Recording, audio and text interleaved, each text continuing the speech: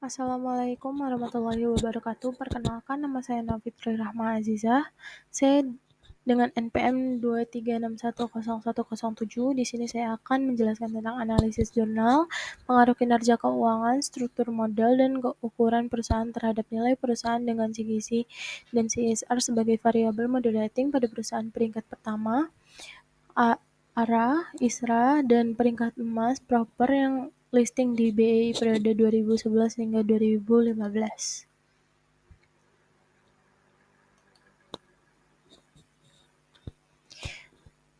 Jurnal ini mengkaji pentingnya kinerja keuangan dan menentukan nilai perusahaan serta bagaimana struktur modal dan ukuran perusahaan berinteraksi dengan nilai perusahaan. Penelitian ini juga mempertimbangkan peran CGC dan CSR sebagai variabel moderasi dapat mempengaruhi hubungan tersebut. Penelitian ini menggunakan variabel kuantitatif dengan data sekunder. Perusahaan ini juga terdaftar di Bursa Efek Indonesia selama periode 2011 hingga 2015. Pengaruh kinerja keuangan terhadap nilai perusahaan berdasarkan hasil uji MRA menunjukkan nilai yang signifikan, yaitu 0,00 yang berarti berada di hipotesis pertama, dan hipotesis pertama ini diterima. Hal ini dikarenakan kinerja keuangan mampu menunjukkan pengaruh antara gabungan dari likuiditas, hutang, dan manajemen aktiva terhadap hasil operasi sebuah perusahaan. Kemudian, pengaruh struktur modal terhadap nilai perusahaan melalui DER. Berdasarkan hasil uji penelitian, nilai perusahaan ini memiliki nilai signifikannya 0,002 yang berarti di atas nilai tingkat kepercayaan, yaitu 0,05. Sehingga berada di hipotesis keempat. Hipotesis ini diterima. Hal ini berpengaruh signifikan secara positif terhadap nilai perusahaan. Penggunaan utang yang proporsional dapat meningkatkan nilai perusahaan asalkan perusahaan mampu mengelola risiko yang terkait dengan hutang. Struktur modal yang optimal dapat memaksimalkan nilai perusahaan. Kemudian ukuran perusahaan. Ukuran perusahaan ini tidak menunjukkan pengaruh signifikan terhadap nilai perusahaan dengan nilai signifikannya yaitu 0,074 yang berarti di atas nilai tingkat kepercayaannya yaitu 0,05. Hal ini berada di hipotesis ketujuh dan ini termasuk hipotesisnya ditolak karena tidak berpengaruh signifikan terhadap nilai perusahaan. Hal ini juga disebabkan oleh faktanya bahwa perusahaan besar tidak selalu lebih efisien atau lebih menguntungkan dibandingkan perusahaan kecil. Yang ketiga itu selanjutnya ada peran GCG sebagai variabel moderasi. Berdasarkan hasil dari penelitian ini menunjukkan bahwa signifikannya itu bernilai 0,098 yang berarti di atas tingkat kepercayaannya yaitu 0,5. Hal ini tidak mampu memodernisasi pengaruh ROA dan DER terhadap nilai perusahaan, meskipun tata kelola perusahaannya yang baik diharapkan dapat meningkatkan kinerja keuangan. Hal ini dalam konteks penelitian kepemilikan manajerial tidak memberikan dampak yang signifikan terhadap kinerja keuangan.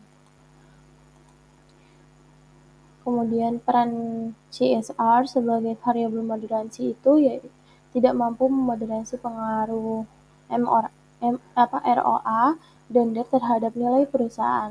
Terbukti dari nilai signifikannya yaitu sebesar 0,133 yang berarti di atas nilai tingkat kepercayaannya yaitu 0,05. Meskipun nilai CSR ini penting untuk citra perusahaan dan hubungan dengan stakeholder, dampaknya terhadap nilai perusahaan tidak sekuat dengan yang diharapkan. Hal ini juga menunjukkan bahwa perusahaan itu perlu lebih strategis dalam melaksanakan kegiatan CSR agar dapat memberikan dampak positif terhadap nilai perusahaan.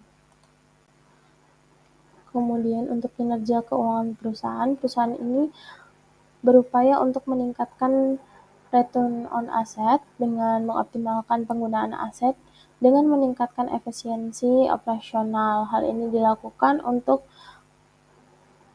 melalui pengurangan biaya, peningkatan produktivitas, dan inovasi dalam proses berbisnis. Dengan ini, perusahaan juga harus melakukan evaluasi kinerja keuangan secara rutin dengan mengidentifikasi area yang perlu diperbaiki dan menetapkan target yang jelas untuk peningkatan kinerjanya.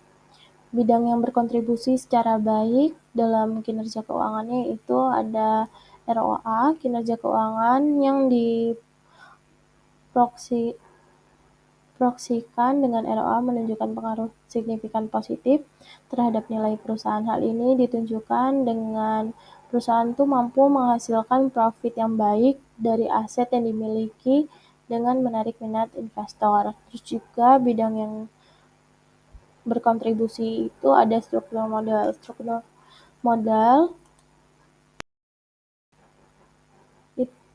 itu dapat diukur dengan memberikan kontribusi positif mengenai pengelolaan hutang yang baik, memungkinkan perusahaan untuk memanfaatkan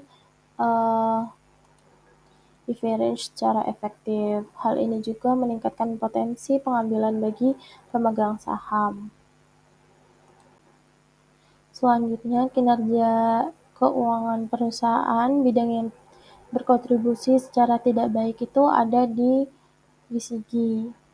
Gizi itu sebenarnya berperan penting untuk reputasi berkelanjutan. Tapi karena si gizi ini tidak mampu memodernisasi pengaruh ROA terhadap nilai perusahaan. Meskipun perusahaan itu mungkin memiliki praktik tata kelola yang baik, jadi hal tersebut tidak cukup untuk meningkatkan nilai perusahaan secara signifikan. Dan yang kedua itu ada CSR. CSR itu juga tidak menunjukkan kemampuan untuk memoderasi hubungan antara kinerja keuangan dan nilai perusahaan. Meskipun CSR itu penting juga untuk tanggung jawab sosial dan citra perusahaan. Hal ini juga menunjukkan bahwa kontribusi CSR terhadap nilai perusahaan itu tidak langsung terlihat dalam jangka pendek dan investor mungkin lebih fokus pada hasil finansial yang lebih konkret. Kemudian ada kekuatan dan kelemahan posisi keuangan. Kekuatannya dalam posisi keuangan ini yaitu ada kinerja keuangan positif. ROA memberikan pengaruh yang signifikan terhadap nilai perusahaan sehingga dapat menghasilkan profit dan aset sehingga dapat menarik para investor. Terus juga struktur modal yang positif, dia memberikan pengaruh yang baik. Struktur yang baik itu dapat meningkatkan nilai perusahaan dengan menunjukkan pengelolaan utang secara efektif. Terus ada kelemahan posisi keuangan, CGC dan CSR itu tidak bermodernisasi. CGC diproyeksikan dengan kepemilikan manajerial dan CSR tidak mampu memodernisasi ROA dan DER sehingga alokasi dananya untuk kegiatan CSR ini menunjukkan perusahaan yang belum sepenuhnya memanfaatkan CSR sebagai alat untuk meningkatkan reputasi dan nilai perusahaan terhadap investor sehingga menjadi kelemahan dalam strategi pemasaran. Untuk ukuran pemasaran tidak berpengaruh karena untuk perusahaan tidak berpengaruh karena perusahaan mungkin tidak memiliki skala ekonomi yang cukup untuk meningkatkan nilai, sehingga bisa menjadi suatu kelemahan dalam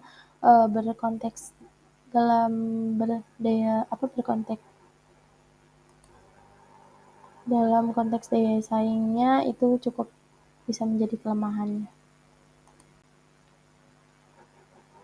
Kemudian ada perubahan untuk meningkatkan kinerja. Untuk perubahannya itu bisa dengan cara mengoptimalisasi struktur modal. Perusahaan itu bisa mengevaluasi mengevaluasi dan mengoptimalkan struktur modalnya. Terus juga perlu peningkatan kinerja keuangan.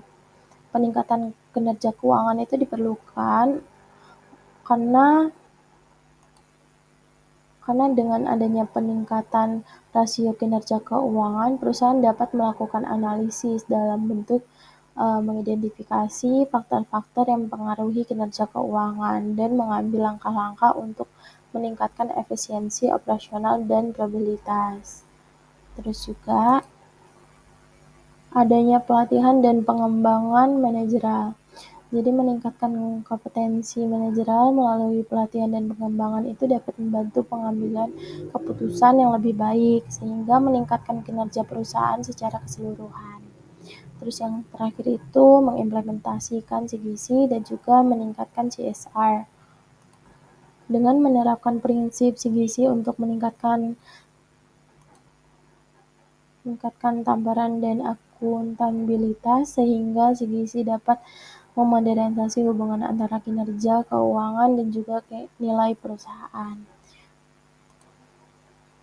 Meskipun CSR tidak selalu memodernisasi hubungan secara struktur, modal dan nilai perusahaan tetap harus mengintegrasikan CSR strategi bisnis karena membantu membangun reputasi yang baik dalam menarik minat investor. Baik, segitu saja presentasi dari saya. Wassalamualaikum warahmatullahi wabarakatuh.